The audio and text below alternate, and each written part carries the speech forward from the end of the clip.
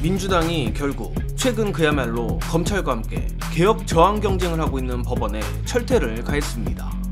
솔직히 만족스럽진 않지만 법원 행정처의 발악에도 불구하고 대법관 24명 증언안을 잠정 결론 내렸다는 소식입니다. 채널A 단독입니다. 민주당 사법개혁특별위원회가 현행 14명인 대법관 정원을 24명으로 늘리기로 잠정 결론 내렸다고 합니다.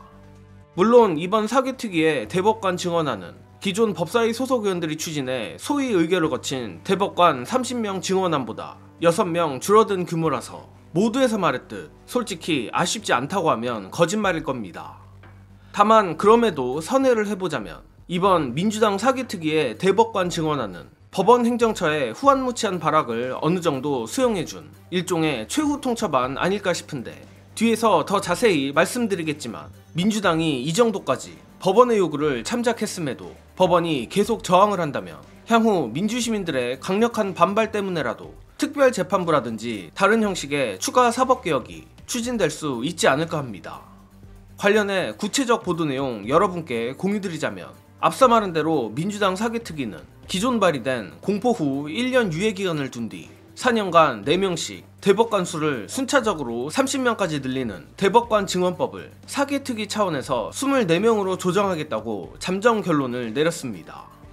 관련해 민주당 사개특위 관계자는 채널A에 30명으로 늘릴 경우 인력과 예산 편성에 어려움이 있다는 행정처의 지적을 감안했다며 24명으로 증언해도 사실상 전원 합의체가 하나 더 생김으로써 심리 불속행 등 재판 지연 문제를 해결할 수 있다고 설명했습니다.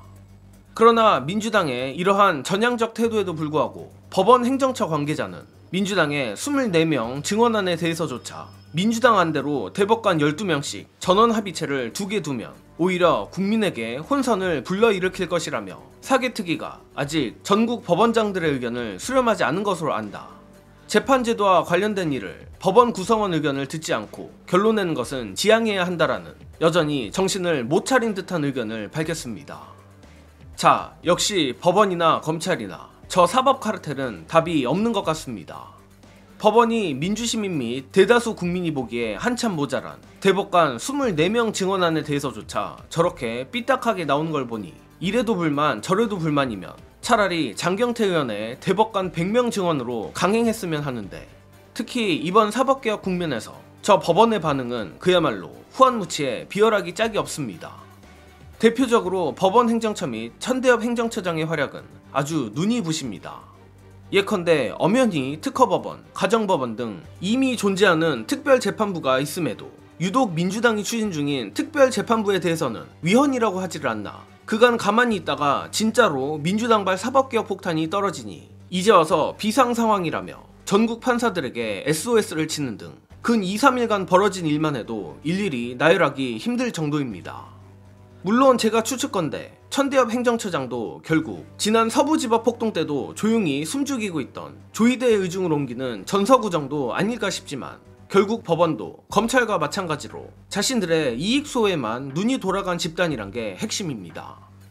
그리고 더 골 때리는 건 이제는 아예 민주당과 정부를 향해 대법관 증언 관련 협박을 하는 지경인데, 관련해 어제 민주시민들의 엄청난 공분을 일으킨 문제의 법원발 보도 영상으로 보시고 이어가겠습니다. 법원 행정처 대법관 16명 증언하려면 1조 7천억 원 소요. 이게 지들이 그동안 여태까지 계속 지원해달라고 했던 거잖아. 그때는 1조 7천억 든다고 얘기 안 했었어요. 네. 갑자기 1조 7천억이 든대. 그러면서 1조 7천억 중에서 어떻게 드냐 그랬더니 부지 매입과 청사 신축에 1조 5천억이 든대.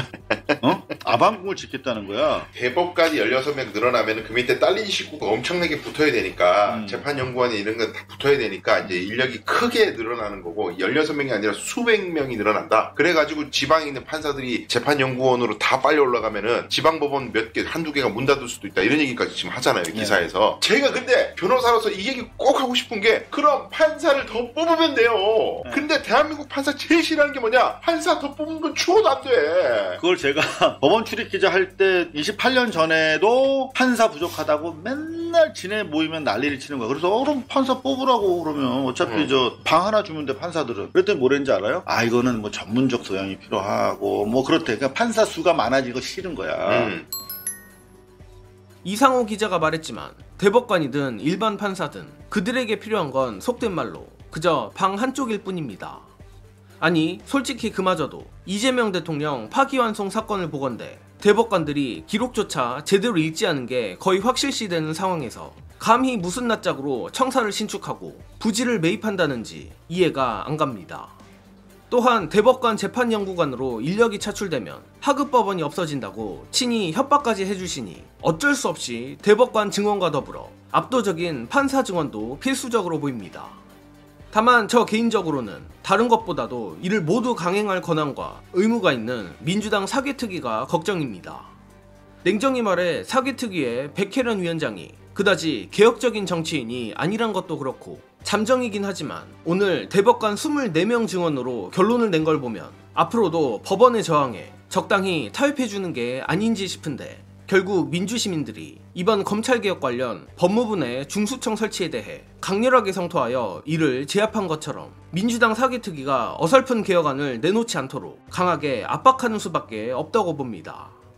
정말 민주시민하기 참 힘들지만 원래 개혁이란 것은 쉬운 게 아닌 만큼 우리 모두 힘내자는 말씀드리며 이번 소식은 여기서 마칩니다. 영상 봐주신 여러분 감사합니다.